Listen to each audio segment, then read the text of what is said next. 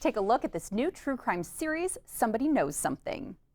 Can you start by sharing your story with our viewers? Absolutely. In 2002, I was 15 years old and I was kidnapped at gunpoint from my best friend's front yard by a man I later found out to be a serial killer.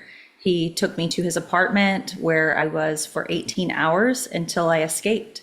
I was sexually assaulted while I was there and found out while he was on the run that there was a potential that he was responsible for more. And eventually he took his own life, and he was linked to at least 3 homicides in the Virginia area. So, how did this experience shape your life and change your life?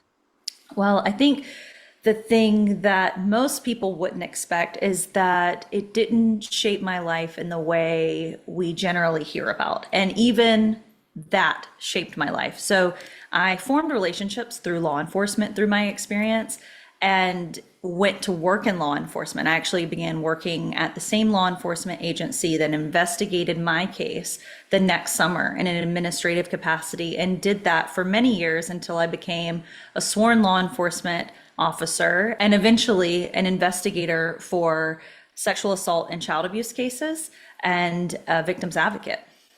Okay. Why is this series so personal to you? This series is so personal because it has always been my intention and my hope that I can tell stories with a purpose.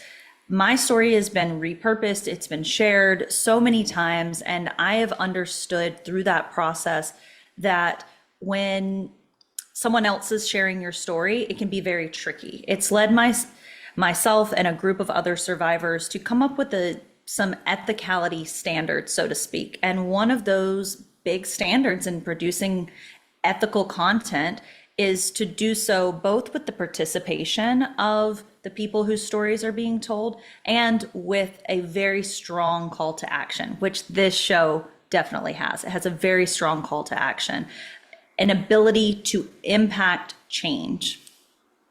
And in the second episode, there is a Colorado teen who is featured who disappeared. So, can you tell us more about this particular episode? Yes, in the second episode, we talk about the case of Lashaya Stein. She disappeared in Aurora, Colorado in 2016. She was assumed to be a runaway, so there's a little bit of a delay in the full investigation, but eventually law enforcement was able to locate some video footage of her walking around 2 o'clock, 2:30 in the morning. And that was the last time that she was seen. And her family has shared pleas over the years that somebody out there knows something about what happened to Lashaya. And now we have a little bit of new information that we're hoping to get out to the public with the hopes that we can get some answers for this family. Now, why do you think true crime continues to resonate with so many people? I think that most people that are really watching true crime and feeling like it's interesting to them, they're trying to understand humanity, I think, a lot of the time. How does this happen? How does something bad happen? How do people go bad, so to speak? And so I think that it's very mysterious, and a lot of people, it's their worst nightmare. So they're trying to understand how they can prevent it.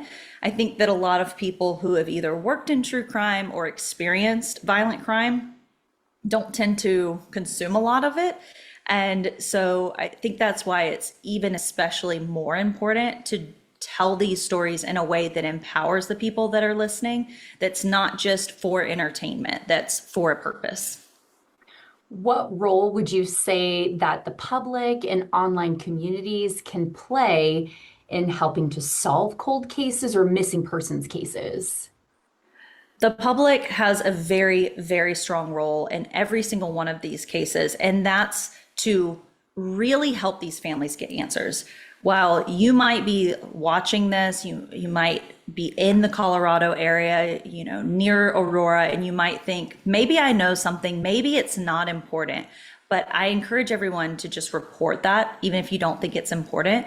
But for everyone else that might be watching, it's important that you share it. Even if you don't know who you do know that might know something about what happened to Lashaya or about any of these cases. I think that the internet is such a wide place, and everyone's related to everyone else by just a few degrees of separation. And so I think in every single one of these cases, especially, the public has a possibility to get answers for these families.